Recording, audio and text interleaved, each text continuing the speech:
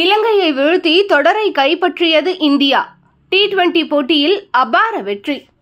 இலங்கைக்கு சுற்றுப்பயணம் மேற்கொண்டுள்ள இந்திய கிரிக்கெட் அணி 3 T20 மற்றும் 3 ஒருநாள் தொடரில் ஆடுகிறது. இந்தியா முதல் போட்டியில் வெற்றி பெற்று முன்னிலை வகிக்கும் நிலையில் நேற்று பல்லக்கெலேயில் நடைபெற்ற போட்டியில் டாஸ் வென்ற கேப்டன் சூரியகுமார் யாதவ் பந்துவீச்சை தேர்வு செய்தார். நிசாங்கா மற்றும் குஷால் மெண்டிஸ் ஆட்டத்தை தொடங்கினர். முதல் போட்டியில் அதிரடியாக விளையாடிய குஷால் இந்த ஆட்டத்தில் சோபிக்க தவறினார்.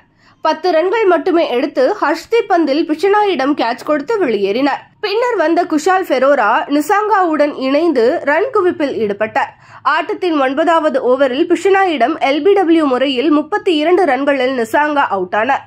அடுத்து வந்த கமிண்டு மெண்டிஸால் நீண்ட நேரம் தாக்குப்பிடிக்க முடியாமல் 26 ரன்கள் எடுத்திருந்த போது பாண்டியாவிடம் தனது விக்கெட்டை பறிகொடுத்து வெளியேற அடுத்த ஓவரிலேயே குஷால் ஃபெராரே 34 பந்தில் 53 ரன்களை எடுத்து பாண்டியாவிடம் வீழ்ந்தார்.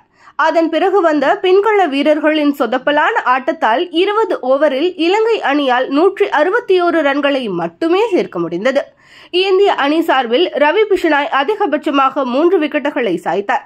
இதைத் தொடர்ந்து ஆட்டத்தை துவக்கிய ஜெய்ஸ்வால் சஞ்சு சாம்சன் ஜோடிக்கு வருணை பகவான் முதல் ஓவரிலேயே அதிர்ச்சியை கொடுத்தார். இதனால் போட்டி சிறிது நேரம் தடைப்பட்டது.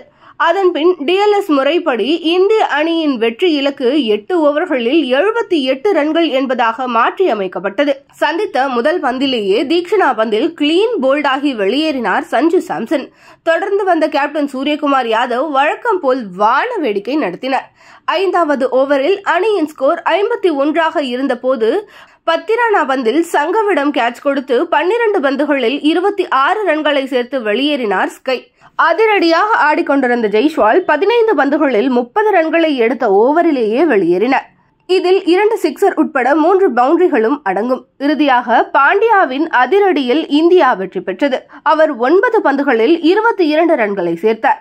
இதனால் இந்திய அணி 3 விக்கெட் இழப்பிற்கு 81 ரன்களை எடுத்து இலங்கையை 7 விக்கெட் வித்தியாசத்தில் இந்தியா வீழ்த்தியது. இந்த வெற்றியின் மூலம் 3 போட்டிகளை கொண்ட T20 தொடரை 2-0 என்ற கணக்கில் இந்தியா கைப்பற்றியது.